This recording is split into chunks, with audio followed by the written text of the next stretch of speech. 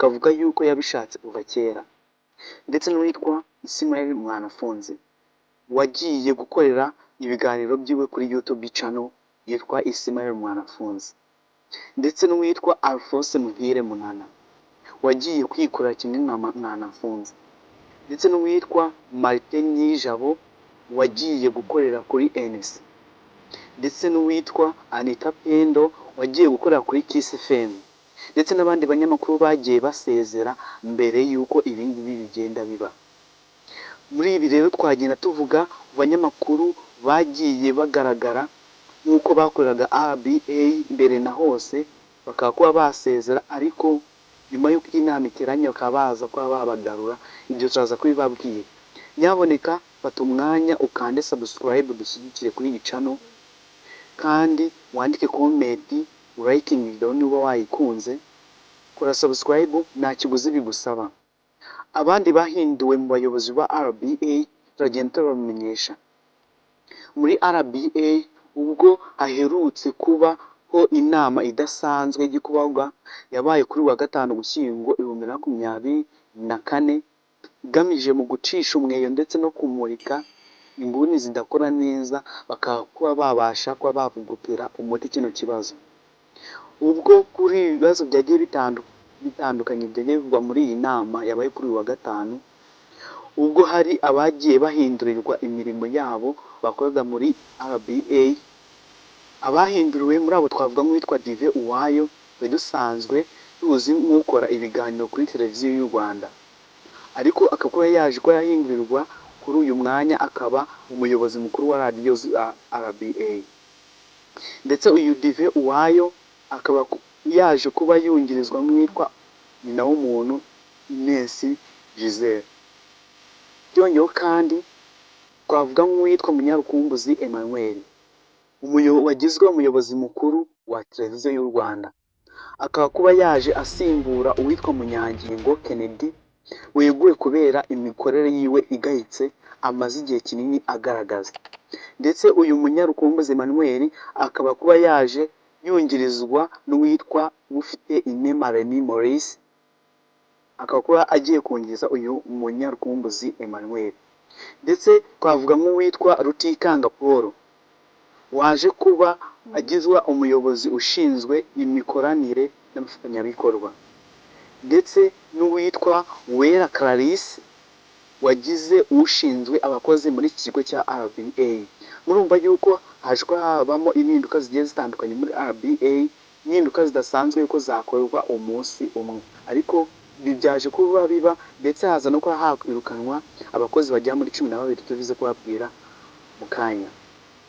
Ikindi kandi haje kuba habamo impinduka zaje kuba zikurikiranwa n'ishyirwaho ry'umuyobozi wese gushyirwaho wa RBA wungirije witwa Sandrine Isheja Butera, wemejwe n'inama y'Abaminisitiri Kanama 2024. Wungirije ndetse akaba yungirije uwitwa Cleophas Barore, ndetse uyu akaba yaraje kuba yashyirwaho kwa 14 Ukuboza 2023, ubwo uyu Cleophas Barore yaje kuba ashyirwaho asimbuwe n'uwitwa Alpha Asimwe. Ibi bikaba byaje kuba byakurikirwa n'abakozi 12 baje ko bakwirukanywa mu mwanya yabo y'ubuyobozi ubwo bagera 12. Izi mpinduka zikaba zaje zikurikiranwa n'ishyirwaho n'umuyobozi wungirije wa RBA dusanzwe tuzi na Isheja Butera Sandrine, wemejwe n'inama y'Abaminisitiri yateranye Kanama 2024. Akaba uyu Isheja Butera Sandrine amaze akanya gato yayungirije uwitwa Cleophas Barore waje kuba yashyirwaho kwa 14 Ugushyingo 2024 asimbuwe uwitwa Alpha Asimwe.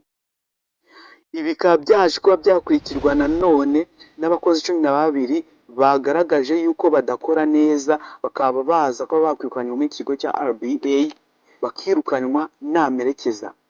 Ni ukwirukanwa ntago ari ugusezererwa. Abakozi 12 bakaba baje kuba basezererwa muri iki kigo cya RBA. Muri abo twavugamo witwa Karemera Sylvanus wari ushinzwe ubwanditsi ndetse akaba ari n'umwanditsi mukuru chief editor, akaba yaje kwirukanwa kimwe n'abandi banyamakuru baje kwirukanwa uko bagera muri 12. Ndetse n'uwitwa Aldo Havugimana wari umuyobozi wa radiyo Rwanda ndetse na radiyo z'abaturage, we yaje kuba yakwirukanwa nyuma y'iyi nama y'uko iteranye. Ndetse n'abayobozi bakomeye ba radiyo Musanze ndetse na radiyo Rusizi, harimo mwitwa Hakizimana Sada, Bundineza Lambert, Gakuru Samuel wari umuyobozi ushinzwe ishami ry'imari muri RBA, kuko hagaragara yuko habamo ikibazo cy'isesagurwa y'umutungo. Ibi bikaba byaje kuba byatuma Gakuru Samuel yirukanwa kuri uyu mwanya w'icungamari. Ndetse n'uwitwa Gashagaza Rose wari ushinzwe iyamamazabikorwa, nawe akaba yaje kuba yakwirukanwa kuri uyu mwanya w'iyamamaza. Ndetse n'uwitwa Dahiro Uwase Liliane wari ushinzwe ubucuruzi ndetse n'iyamamaza, nawe yaje kuba yakurwa mu nshingano. Ndetse n'uwitwa Asimwe Nkunda Abel wari umuyobozi w'ikigo cya RBA, nawe yaje kuba yakwirukanwa nta kabuza. Ndetse n'uwitwa Imana Nimwe Marie Chantal wari umuyobozi ushinzwe amategeko, nyuma y'uko hagaragaye yuko abanyamakuru bagenda barenga ku mategeko, nawe yaje kuba yakurwa mu nshingano arirukanye. Ndetse n'uwitwa Tuyisenge Revoka wari ushinzwe porogaramu za televiziyo Rwanda, nawe yaje kuba yakwirukanwa. Ndetse n'uwitwa Nidendereza Tonis nawe yaje kuba yakwirukanwa, wari ushinzwe ibikorwa bibera muri RBA, nawe yaje kuba yakwirukanwa kimwe n'uwitwa Domina Kanizio.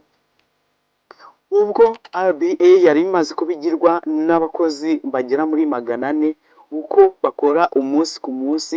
Iyi RBA ikaba yari ari ikigo gikomeye cyane kigenda kigaragaza ibiganiro bigiye bitandukanye, imyidagaduro, politike ndetse n'ibindi biganiro bigiye bitandukanye bifasha abanyarwanda umunsi ku munsi.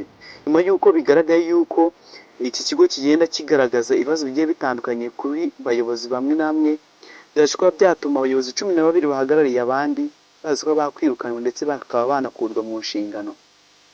Hano ni ku Ikibazo TV, kanda subscribe udushyigikire, kandi iyi video niba wayikunze likinge, wandike comment y'ukuntu bino bintu ubyumva. Ni ibintu bitaba bisanzwe yuko byabaho kwirukana abayobozi bagera muri 12 ndetse bakaba kuba baje bakurikirwa n'abari barasezeye mbere y'igihe. Ibi ni ibintu bigenda bitandukanye. Turabakunda cyane, ndabashimiye cyane.